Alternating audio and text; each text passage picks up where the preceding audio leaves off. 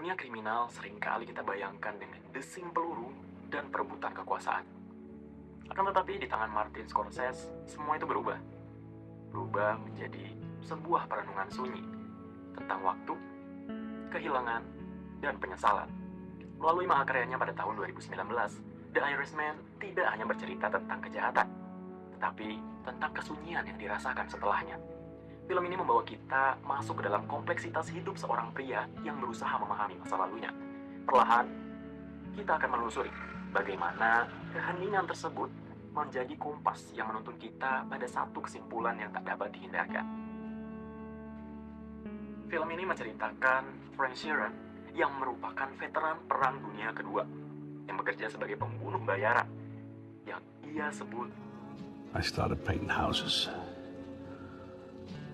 myself. Awalnya, ia hanya sopir truk. Tapi perlahan, ia mulai masuk ke dalam dunia kriminal dan menjadi orang kepercayaan Russell Bufalino yang merupakan tokoh mafia terkenal pada saat itu. Sekaligus menjalin hubungan dekat dengan tokoh serikat buruh Amerika, yakni Jimmy Hoffa. Konflik utama dalam film ini sebenarnya bukan hanya soal kejahatan, tapi tentang pilihan hidup dari seorang Frank Sheeran ini, teman-teman, yang berdampak pada hubungan pribadinya, terutama dengan keluarganya, khususnya lagi dengan putrinya. Dari segi plot, tentu film ini menggunakan alur yang non-linear dengan 3 lapisan waktu, yakni masa tua Frank yang dipanti jompo sebagai narator di dalam film, lalu perjalanan tahun 1975 yang menjadi titik penting cerita, dan kilas balik panjang sejak awal karirnya sebagai pengecat rumah di tahun 1950-an. Dan menariknya, film ini tidak berfokus pada kejutan di akhir selayaknya film-film mafia pada umumnya, tetapi pada proses bagaimana semua keputusan Frank membawanya pada konsekuensi yang tak dapat dia hindari, yakni penyesalan. Dalam The Irishman sendiri, karakter tidak dibangun sebagai pahlawan atau penjahat sederhana, melainkan sebagai bagian dari sistem itu sendiri yang diikat oleh loyalitas dan kepatuhan.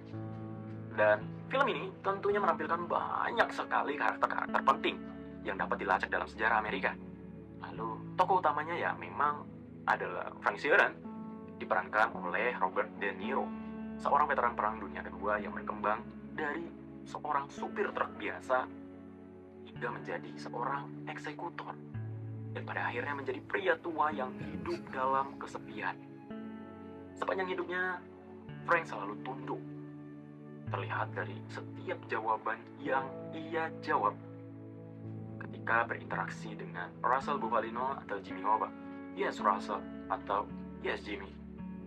Di sana terlihat ia tidak pernah benar-benar hidup sebagai dirinya sendiri. Lalu, dinamika ini dipertegas lagi oleh Russell Bufalino yang diperankan oleh Joe Pesci, muncul sebagai bos mafia Italia Amerika. Ia tidak perlu berteriak karena kendali justru ada dalam bisikannya.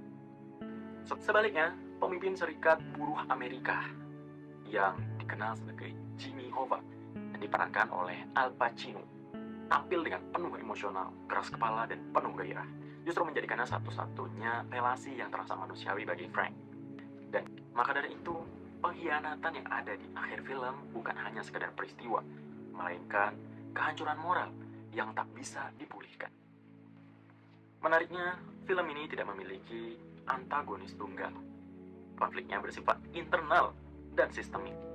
Musuh sebenarnya adalah waktu itu sendiri, sistem kekuasaan, dan konsekuensi dari setiap pilihan yang diambil. Bahkan, pada akhirnya, Frank Sheeran sendiri menjadi antagonis bagi dirinya sendiri. Di tengah semua itu, ada satu sosok yang hampir tanpa suara, namun sangat penting secara psikologis, yaitu Peggy, putri dari Frank Sheeran.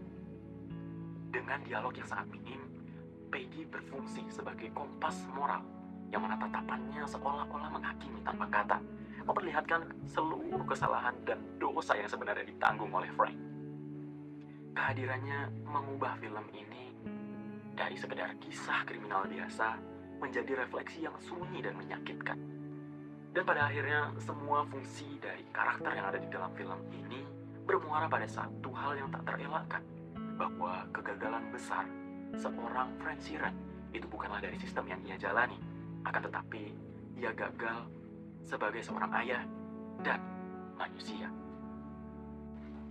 Film ini membentang dari era 1950-an hingga tahun 2000-an, yang mana menghadirkan realisme historis yang sangat-sangat luas, sekaligus menjadi saksi bisu atas tragedi masa lalu yang menjadi cerita kelam dan membentuk konspirasi bagi negara Amerika, bahkan hingga saat ini. Atmosfer yang dibangun dalam film ini jauh berbeda dari ciri khas film-film mafia pada umumnya yang penuh dengan aksi. Film ini selalu saja menampilkan banyak adegan di ruang-ruang tertentu, seperti di dalam mobil, restoran, bar, ruang sunyi, dan kegelapan. Ruang-ruang ini adalah simbol di mana keputusan besar diambil tanpa adanya saksi, dan nyawa seseorang tak lagi berarti. Sementara itu, ruang publik hanya menjadi panggung yang menampilkan citra kekuasaan yang terlihat rapi, namun menyembunyikan kekacauan di baliknya. Televisi juga selalu eksis sebagai sumber media dan informasi mengenai politik dan kejahatan yang terjadi pada saat itu. Perjalanan darat pada tahun 1975 menjadi titik penting, bukan sekadar menghadiri pesta pernikahan, tetapi juga ziarah menuju akhir. Dan seiring waktu berjalan, terutama saat Frank mulai menua, dunia di sekitarnya terasa semakin sunyi, seolah-olah perlahan menjauh darinya. Ketidakberdayaan pun mulai terlihat pada saat satu persatu dari mereka mulai berkumpul di penjara yang sama. Dan puncak dari keheningan itu akhirnya tiba. Saat Frank benar-benar menua, ia keluar dari penjara, membawa satu hal yang tersisa, yakni keinginan untuk meminta maaf. Tapi semuanya sudah terlambat. Putri-putrinya tak pernah benar-benar mengenal sosok ayah di dalam dirinya. Yang mereka tahu, Frank Sirek adalah seseorang yang berbahaya. Kehadirannya pun justru ditolak. Di titik itulah, film ini tenggelam dalam sunyi yang paling dalam. Sunyi yang tidak sekedar diam, tapi menggugat dan menyentuh emosi para penonton. Selama ini, siapa yang sebenarnya salah? Kesunyian itu akhirnya mencapai titik yang paling dalam di panti jompo, ruang putih yang menjadi penjara terakhir bagi Frank, bersama dengan waktu dan penyesalan yang terus-menerus ia renungi. Disinilah semuanya berakhir, bukan dengan ledakan, tetapi dengan kesunyian. Lantas, siapa lagi yang ingin melindunginya? Siapa lagi yang ingin menolongnya? Russell? Jimmy Hoffa? Yang lain? Tidak ada. Mereka semua sudah mati. Bersama dengan sinematografer Rodrigo Prieto, Martin Scorsese menggunakan pendekatan visual yang berubah secara bertahap seiring berjalannya waktu. Pada fase Frank muda, warna cenderung digambarkan terasa lebih hangat, tajam, dengan saturasi yang relatif tinggi, mengacu pada nuansa visual ala era klasik. Namun seiring perkembangan cerita, palet warna yang digunakan pun menjadi lebih dingin, pucat, dan mengalami desaturasi yang merepresentasikan penurunan kondisi psikologis dan eksistensi para karakternya. Penggunaan low-key lighting mendominasi banyak adegan, terutama yang berkaitan dengan tindakan kekerasan atau keputusan moral. Secara komposisi, tentu film ini memang terasa sangat-sangat luas, tapi karakter sering ditempatkan dalam ruang-ruang sempit, seperti dalam mobil, meja makan, restoran, bar, atau kamar.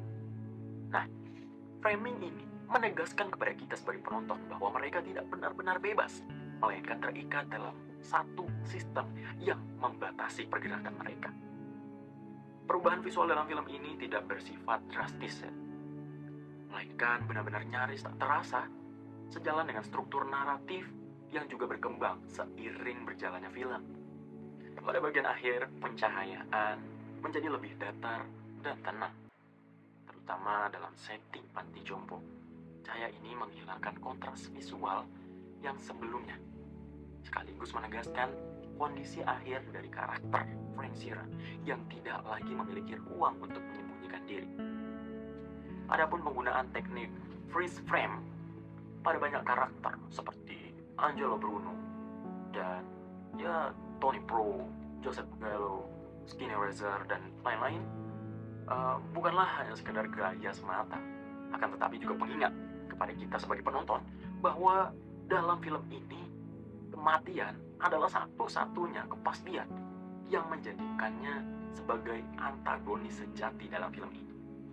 Didukung oleh teknologi de-aging, film ini menampilkan evolusi fisik dari Frank Sheeran dan karakter-karakter lainnya secara konsisten, mulai dari wajah, gestur, hingga cara berpakaian. Di masa muda, kita melihat Frank seringkali tampil dengan tegas, jaket kulit gelap, dan jas rapi, merepresentasikan ketangguhan dan perannya sebagai eksekutor. Memasuki fase pertengahan, terutama pada tahun 1975, tampilannya kian menjadi lebih sederhana dan lembut, seolah menjadi pria biasa, meski sedang menuju momen-momen paling krusial dalam hidupnya. Di fase akhir, pakaiannya semakin pucat dan sederhana, mencerminkan adanya penurunan fisik, psikologis, dan hilangnya ketangguhan serta fungsinya dalam kekuasaan. Selain itu ada detail gestur yang berulang. Kita bisa melihat tangan Frank yang seringkali masuk ke dalam saku, entah itu saku celana atau saku baju, yakni tempat ia menyimpan senjatanya. Isyarat kecil ini menegaskan bahwa kekerasan selalu melekat dalam diri Frank. Lalu, dalam adegan eksekusi Jimmy Hoffa, kontras warna kostum pun menjadi elemen yang sangat-sangat penting. Kontras ini tentu merepresentasikan kontrol dan emosi, sekaligus memuatkan momen-momen pengkhianatan.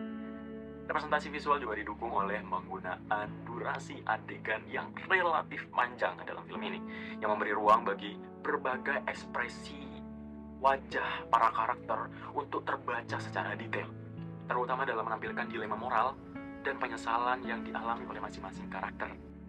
Dan di akhir film, simbolisme mencapai puncaknya. Saat Frank memilih peti mati besi berwarna hijau, ia tidak siap sepenuhnya untuk usai.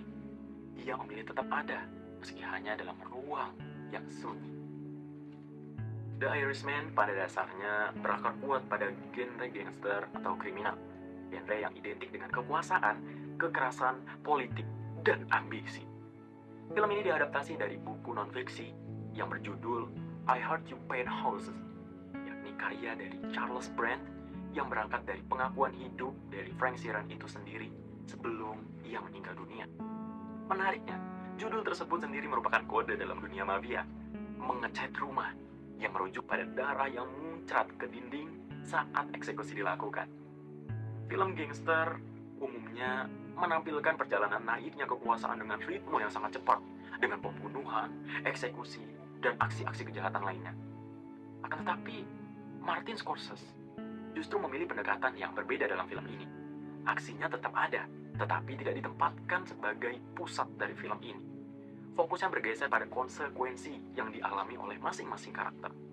Bagaimana para tokohnya menua dan perlahan ditinggalkan oleh sistem yang sebelumnya mereka kuasai dan mereka layani. Dalam konteks ini, film tetap menjaga unity sebagai bagian dari genre kriminal. Ada loyalitas, pengkhianatan, dan struktur kekuasaan di dalamnya. Namun film juga menghadirkan variasi yang signifikan melalui ritme yang lambat, atmosfer yang cenderung reflektif, dan penekanan pada dimensi waktu.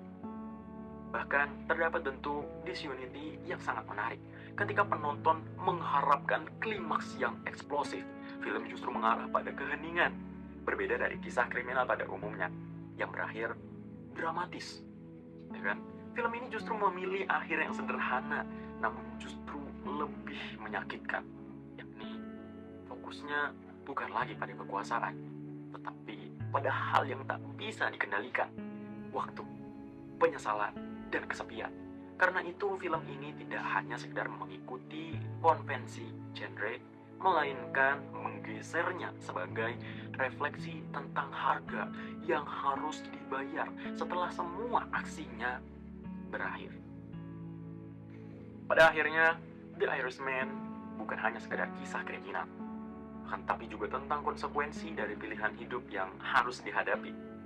Melalui cerita, karakter, visualnya, film ini mengarah pada satu titik, yaitu keruntuhan moral. Keheningan Peggy menjadi vonis yang paling jujur dalam film ini, bahwa kegagalan terbesar Frank bukanlah dalam sebuah sistem, akan tetapi sebagai seorang ayah. Frank mungkin mendapatkan kekuasaan dan umur yang panjang, tapi ia kehilangan segalanya. Dan di akhir, yang tersisa bukan kemenangan, melainkan kesunyian. Dan secara pribadi menurut saya, film ini terasa sangat-sangat kompleks. Lapisan politiknya sangat kuat, konfliknya antar karakternya cukup jelas, dan dimensi psikologisnya juga berjalan bersamaan tanpa saling menutupi. Ditambah dengan struktur narasi dan visual yang menurut saya cukup realistis, berdasarkan historis, dan memang berdasarkan perspektif dari Frank Sheeran sendiri, yang bukan hanya sekedar menyajikan sebuah cerita, tapi juga menantang bagaimana cara kita memahami alur yang rumit tentang dinamika kehidupan di Amerika pada saat itu. Saya Bintang, terima kasih, dan sampai jumpa.